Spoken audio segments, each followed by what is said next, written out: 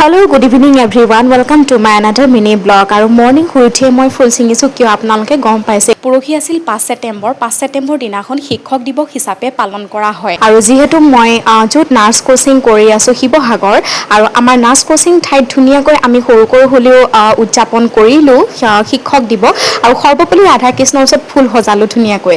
তাৰপিছত finally look এয়া তাৰপিছত আমাৰ প্ৰিন্সিপাল ছাৰ আহিল সকলো মেমহঁত আহিল ধুনীয়াকৈ চাকি প্ৰজ্বলন কৰিলে খুব বেছি ভাল লাগিল। এয়া হৈছে আমাৰ নাৰ্ছ কোচিং কৰা গ্ৰুপ ছোৱালীসকল আৰু প্ৰিন্সিপাল ছাৰে প্ৰথম অৱস্থাত ধুনীয়াকৈ দুআষাৰমান ক'লে আৰু প্ৰিন্সিপাল মেমেও দুআষাৰমান ক'লে খুব বেছি ভাল লাগিল। তাৰপিছত আমাৰ এয়া কেক কটা পৰ্ব আমি সকলোৱে হেপী টিচাৰ্ছ ডে গালোঁ খুব বেছি ভাল লাগিল।